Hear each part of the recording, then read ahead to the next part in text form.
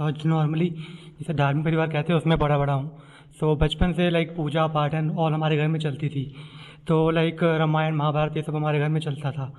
तो उस समय मैंने भी रामायण महाभारत उनके देखा देखी सुन के सबके साथ शेयर करता था, लोग खुश होते थे और मुझे भी एक तरह का प्रोत्साहन मिलता था। पर जैसे जैसे मैं जीवन में आगे बढ़ा, जब मैं अपने 9th 10th या 11th 12th में आगे आया, तो इन चीज़ों से अरुचि हो गई एक तरीके से कि ये चीज़ें मेरा समय बर्बाद कर रही है, मुझे अपने गोल पे कंसंट्रेट करने नहीं दे रही है।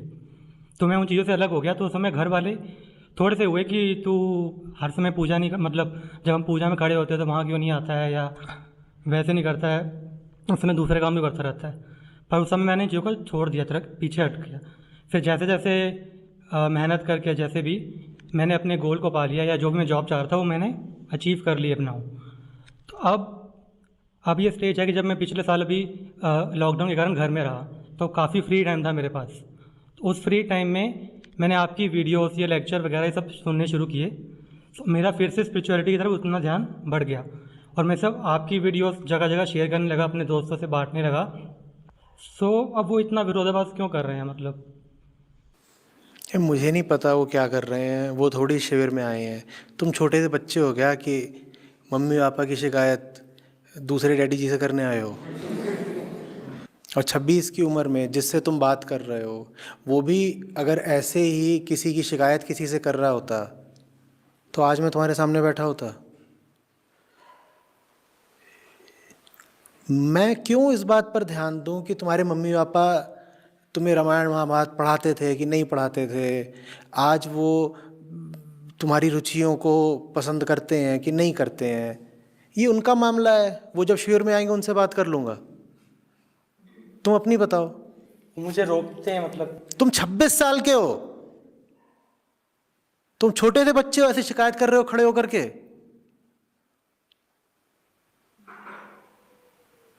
ये लाज की बात है।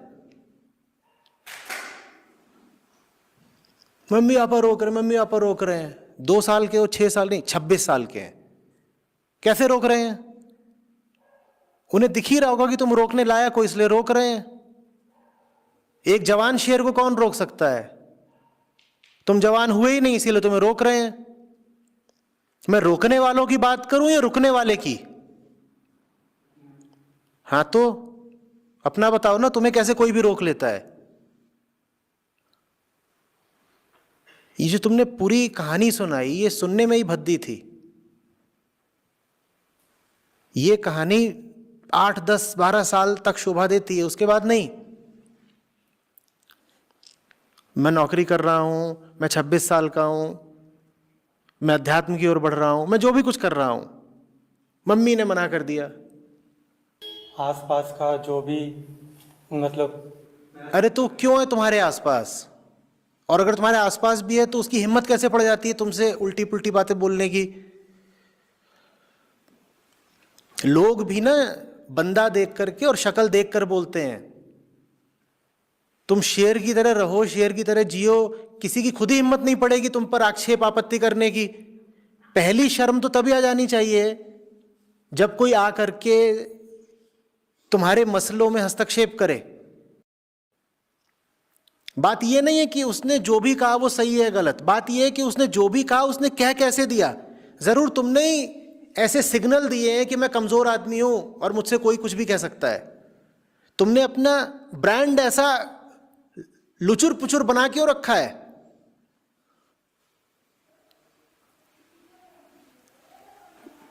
और ऊपर से दूसरों की शिकायत कर रहे हो, फलानों ने आके मेरे साथ बड़ी ज्यादती कर दी। नहीं उस चीज़ से मतलब उस चीज़ से लड़ना कैसे? लाइक लड़ने की जरूरत ही नहीं है। तुम्हें ऐसा हो जाना है कि किसी की हिम्मत ही नहीं पड़े तुमसे ये सब बातें बोलने की। देखो, बीमारी भी कमजोर आदमी पर हमला करती है।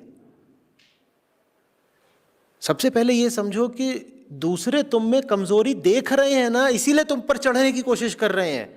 अगर वो तुम में कमजोरी देखेंगे ही नहीं तो तुम पर चढ़ने की कोशिश भी नहीं करेंगे। और अगर तुम्हारे माँ बाप हैं और कमजोरी देख रहे हैं तो कमजोरी होगी भी। वो बिल्कुल तुम्हारी असलियत से वाकिफ है, उन्हें दिख रहा है कि ये लड़का तो है ही कमजोर, तो इसका हाथ उमेट सकते हैं, इसके कान भी मरोड़ सकते हैं, नहीं तो 26 साल के जवान पर कौन धौंस चला सकता है?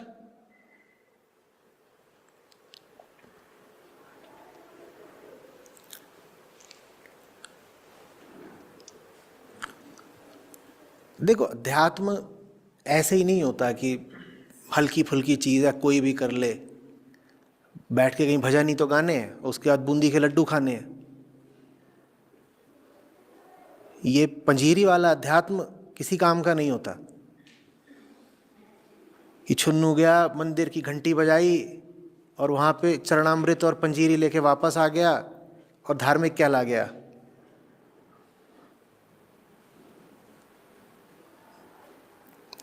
जिगर चाहिए, हौसला चाहिए, भीतर जरा आग चाहिए, आंखों में तेज चाहिए। किसी की हिम्मत नहीं होनी चाहिए तुमसे फालतू बात करने की। पहला अपमान तो यही है कि वो ऐसी बात कर कैसे गया। उसके बाद तुम उसको सजा दे लो, चाहे उसको मना कर दो, इससे नुकसान की भरपाई नहीं होने वाली। सबसे पहले तो यही पूछो अपने आप से कि इसने ऐसी बात करी, माने इसने मुझ में जरूर कोई कमजोरी देखी है, कर कैसे दी ऐसी बात।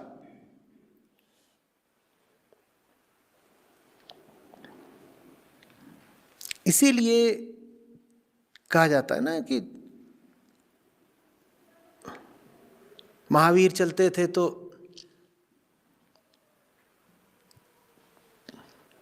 जो हिंसक पशु भी होते थे वो बिल्कुल ऐसे गाय की तरह हो जाते थे।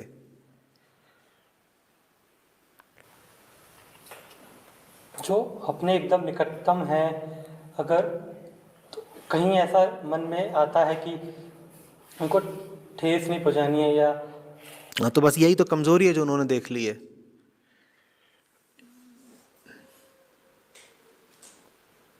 यही तो कमजोरी है जो देख ली है तुमने, उन्होंने। अरे किसी अच्छी चीज को ठेस नहीं पहुंचाई जाती भाई।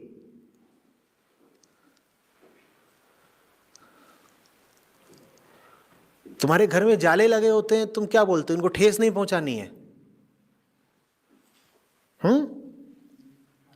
तो अगर आंखों में जाले हों, कैटरैक्ट, उसको भी ठेस नहीं पहुंचानी है। जब घर के जाले भी हटा देते हो, आंखों के जाले भी हटा देते हो, तो मन के जाले क्यों नहीं हटा सकते? वहां क्यों बोलते हो अरे मैं किसी के मन को ठेस कैसे पहुंचा दूं? वहां क्यों बोलते हो? तुम मन को ठेस नहीं पहुंचा रहे, मन के जालों को ठेस पहुंचा रहे हो। और तुम जिसके मन के जाले साफ कर रहे हो उस पर एहसान कर रहे हो। ठसक के साथ करो।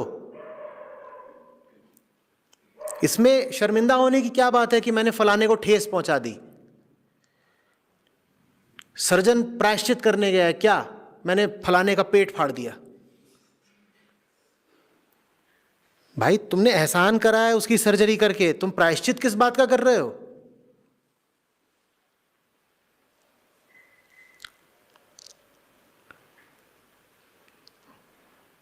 पर फिर वही ना जो कहा, हम यथार्थ में तो जीते ही नहीं है, हम तो आदर्शों और कल्पनाओं में जीते हैं। और तुम वो आदर्श पुत्र जो माँ बाप से बहस नहीं लड़ा सकता।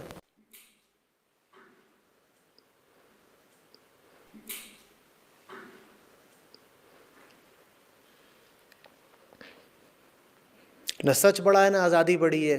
क्या बड़े हैं? मध्यम वर्गीय संस्कार।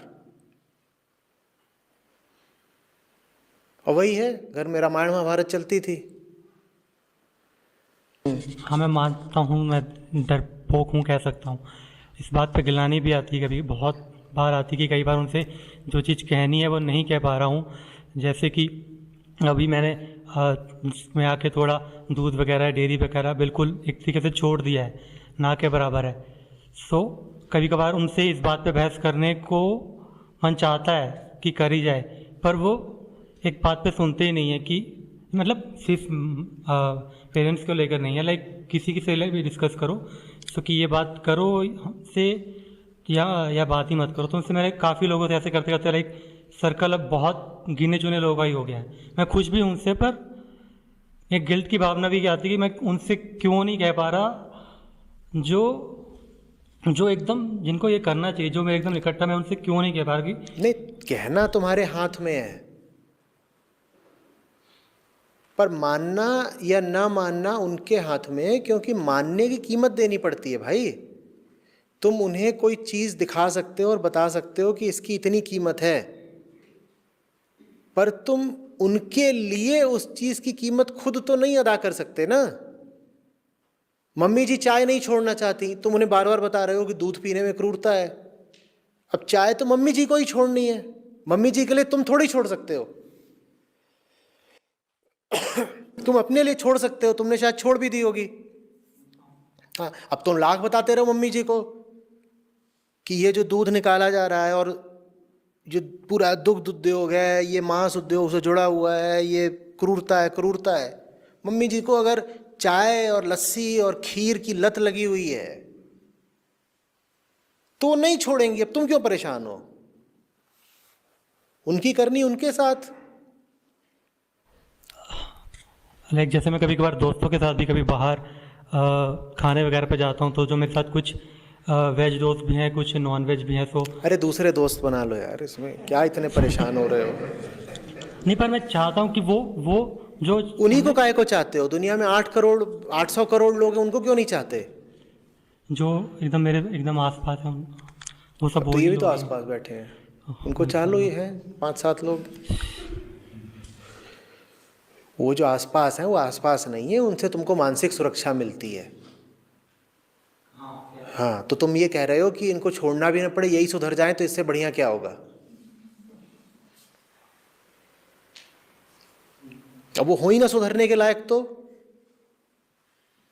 और सुधरना है या नहीं सुधरना है, ये हर व्यक्ति का निजी फैसला होता है, क्योंकि कीमत उसे ही अदा करनी है। फिर बता रहा हूं, उसके लिए, उसके बिहाफ पर तुम कीमत नहीं अदा कर पाओगे, कर सकते ही नहीं। नियम है, चाय उसे ही छोड़नी है, मांस उसे ही छोड़ना है। तुम कैसे छोड़ दोगे उसकी जगह? अब वो नहीं छोड़ने को राजी है, तो अब ये उसका अपना स्वाधीन फैसला है। तुम बस ये कर सकते हो कि वो मांस नहीं छोड़ रहा, तुम उसे छोड़ दो। हाँ, मतलब उनका ये कहना था कि हमारे इस चीज़ में दखलंदाजी नहीं, मतलब इन चीज़ों में दखलंदाजी, मतलब एक तरीके से तुम इनटॉलरेंट हो रहे हो या हर एक चीज़ तो को। तुम्हें ये सुनना क्यों जरूरी है? वो जो भी बोल रहे हैं, इनटॉलरेंट हो रहे हो, कुछ भी बोल सकते हैं। वो बोल सकते हैं कि तुम कुछ और हो रहे हो, तुम एलियन हो रहे हो, तुम यूएफओ हो गए। वो तुम्हें कुछ भी बोल सकते हैं, तो उससे क्या हो गया? बात ये नहीं है कि वो बोल रहे हैं, बात ये है कि तुम्हें कौन सी मजबूरी है कि तुम बैठे बैठे सर झुकाए सुन रहे हो। उठ के चल दो। वो बोल भी इसीलिए पा रहे हैं क्योंकि उन्हें पता है कि तुम सर झुका के सुनते रहोगे, कुछ भी बोले। और जब आपको पता है कि आप कुछ भी बोलेंगे, सामने वाला सर झुका के सुनता ही रहेगा, तो फिर आप वास्तव में कुछ भी बोलेंगे। आपकी बेहूदगी की, झूठ की और बदतमीजी की फिर कोई सीमा ही नहीं रह जाएगी। जो सामने बैठा है वो तो ऐसा ही है, रीढ़ के बिना लुचुर लुचुर बैठा है, वो कुछ भी बोलो सुनता रहेगा। जाहिर सी बात है बेटा, क्योंकि सुनने सुनाने की बात नहीं है, कीमत अदा करने की बात है। जो भीतर से तैयार ही नहीं है कीमत देने को, उसकी कोई प्रगति या सुधार कोई दूसरा कैसे कर देगा?